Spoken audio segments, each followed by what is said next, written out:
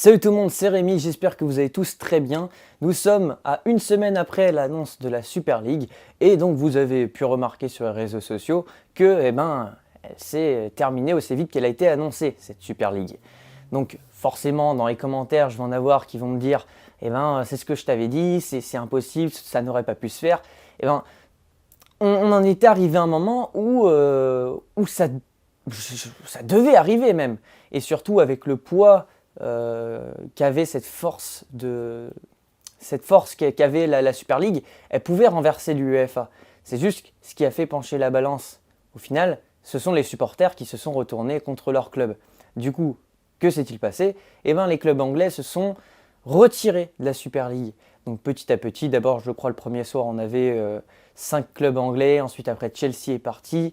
Donc ensuite, on a eu les clubs espagnols, les clubs italiens. Au final, il restait, je crois, le Real, le Barça et la Juventus qui sont toujours déterminés à rester en Super League, même si elle est suspendue. Donc c'est toujours un projet qui reste dans leur tête. Donc à la suite des dernières heures, on a eu certains entraîneurs, certains joueurs qui se sont exprimés là-dessus. Donc la plupart du temps, bien sûr, ça a été nous sommes contre la Super League, nous sommes pour un football pour tous. Voilà, donc au final, après, il y a aussi d'autres joueurs qui se sont exprimés donc, après coup. C'est plus facile de s'exprimer après coup parce que forcément, on essaie de voir ce que tout le monde est en train de dire et on se met du côté de la majorité. Donc au final, ça n'a pas apporté grand-chose. Et les entraîneurs et les joueurs des clubs comme le Real, le Barça, la Juve, s'expriment beaucoup moins parce que pour l'instant, ils sont encore dans le projet de la Super League. Donc comment ça se passe? Le Real de Madrid a suspendu, du coup, Florentino Pérez a suspendu ce projet pour l'instant. Donc elle n'est pas morte la Super League. Le Barça a utilisé une autre technique, une autre tactique. Donc pour s'évader de la Super League, c'est de dire oui, de toute façon, on n'a jamais donné vraiment notre accord. On a toujours attendu que les socios, donc les socios, ce sont un peu, je dirais, des abonnés, des partisans, ceux qui payent, qui donnent de l'argent au club, mais qui ont aussi un droit de vote, donc pour voter pour le président ou pour les choix du club, donc les socios. Et donc ça a été un peu une porte de sortie de dire, non mais de toute façon, le choix, c'est les socios qui l'ont, ce choix-là. Donc forcément, le Barça va sortir. La Juventus, comme le président, c'était le directeur adjoint de cette Super League, lui est un peu encore dans l'idée de la Super League. Mais bon, pour l'instant, ce qu'on sait, c'est qu'elle est suspendue et qu'il n'y aura aucune sanction pour les 12 clubs fondateurs, en tout cas des sanctions footballistiques, c'est-à-dire exclus de la Ligue des Champions, des points en moins. Pour l'instant, c'est pas dans l'ordre des choses. Et moi, je trouve ça aussi très bien parce que c'est vrai que les gens étaient en train de dire faut qu'ils soient punis, mais au final, ils ont fait machine arrière. Et c'est pas allé non plus. Ça allait très loin, mais ça aurait pu aller beaucoup plus loin. Du coup, je pense qu'ils sont restés sur un accord, une entente de se dire vous êtes rendu assez rapidement, du coup on ne va pas vous sanctionner. Peut-être qu'il y aura des sanctions administratives au niveau de l'argent, ça c'est possible, mais au niveau footballistique c'est très bien de ne pas sanctionner. Surtout qu'il reste une demi-finale et une finale à jouer, et à part le Paris Saint-Germain, toutes les équipes se sont engagées dans cette Super League et faisaient partie des 12 participants. Donc c'est très bien que ça continue comme ça, qu'on continue la Ligue des Champions qui va démarrer la semaine prochaine avec les demi-finales, les matchs allés. Et donc ça va être très bien et surtout moi en tant que fan du Paris Saint-Germain, moi j'ai envie de voir ces matchs et le PSG mérite sa demi-finale et peut-être sa finale. Et aussi une très bonne chose que j'ai imaginé, un scénario qui serait vraiment exceptionnel, c'est que le Paris Saint-Germain s'affronte contre le Real de Madrid. Donc le PSG est représenté un peu par Nasser qui est du côté de l'UEFA et Florentino Pérez avec le Real qui serait un peu le côté de la Super League. Et le PSG qui doit gagner pour que le scénario soit le mieux possible.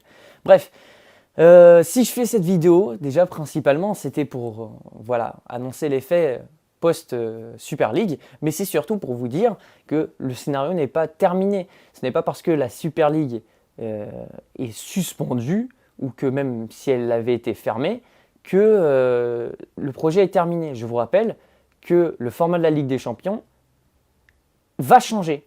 Et c'est officiel, il va changer en 2024. Du coup, là, on n'en est plus à la Super League de s'occuper, on s'en fiche. Vraiment, parce que j'ai l'impression que les gens se mettaient du côté de l'UEFA juste pour le côté historique, juste pour la musique de la Ligue des Champions, juste parce que c'est la compétition qu'ils ont connue depuis tout petit. Mais il faut se dire une chose, c'est que ça soit la Super League ou la Ligue des Champions, je le répète, si vous n'avez pas vu la première vidéo sur la Super League, c'est que le format va changer. Et du coup, ce format-là va favoriser les grosses équipes. Puisque, comme je l'avais dit, n'hésitez pas à revenir à voir ma première vidéo sur la Super League pour avoir toutes les informations.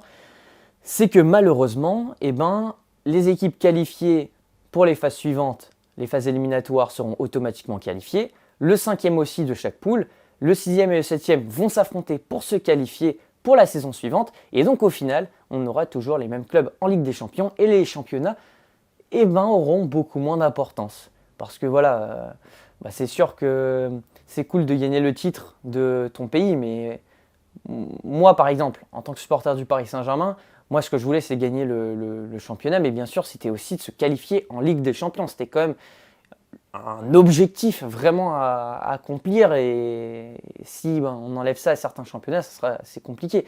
Par exemple, dans le championnat anglais, si tous les clubs anglais arrivent à se qualifier en phase finale, ou au moins arrivent à se qualifier pour la saison suivante, je vois pas pourquoi ils rajouteraient encore d'autres places en Ligue des Champions pour les autres. Non, ça sera terminé.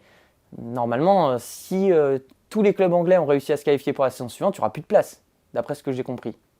Ça, c'est à vérifier. Donc voilà. Donc il ne faut pas perdre de vue que le combat n'est pas terminé. Voilà, le combat n'est pas terminé parce que la Ligue des Champions reste aussi problématique. Donc voilà, c'est sûr, on va garder la Ligue des Champions, la compétition de rêve en tant que fan de football, mais ce n'est pas terminé. Parce que, comme je vous l'ai dit, le problème c'est quoi? C'est que les gros clubs vont rester en Ligue des Champions, du coup les petits clubs vont perdre encore plus leurs joueurs, parce que on a beaucoup plus de gros clubs, et donc les jeunes joueurs restent aussi régulièrement dans leur petit club, ça peut arriver. Mais là maintenant, s'ils veulent jouer la Ligue des Champions, faudra forcément passer par un grand club, encore plus qu'aujourd'hui, vraiment. Donc ça favorisera bien sûr encore plus les gros.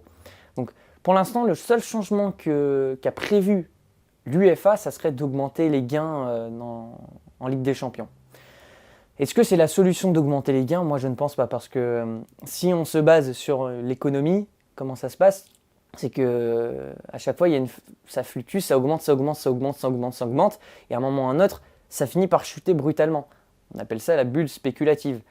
Et si tu fais que augmenter les gains, ça augmentera forcément les transferts des joueurs, les salaires, mais à un moment, on arrivera à un max. Enfin, on ne peut pas continuellement augmenter les salaires et les prix des joueurs. Enfin, je pense que ce n'est pas possible. Déjà, nous, il faut penser à une chose, c'est que on va encore plus payer de droits TV. Les chaînes vont payer encore plus cher et vont nous le faire payer. Voilà, dans les deux sens du terme. On va payer, voilà. Donc, je pense vraiment, la seule solution pour arranger tout le monde, ça serait de faire des fourchettes de prix, comme dans FUT, tout simplement. Ça serait de faire des fourchettes de prix. Par exemple, le salaire max d'un joueur, c'est ça. Il n'y a pas plus. C'est ça le salaire max. Je pense que le salaire max, ça peut satisfaire tout le monde.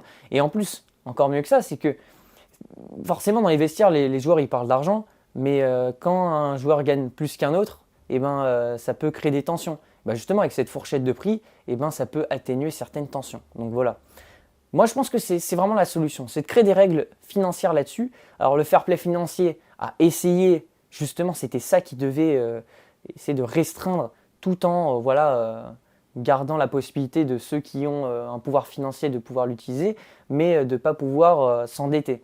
Mais bon, on a vu qu'avec certaines magouilles, notamment moi qui suis fan du PSG, c'est vrai que le PSG a fait certaines magouilles pour acheter et Neymar et Mbappé la même saison.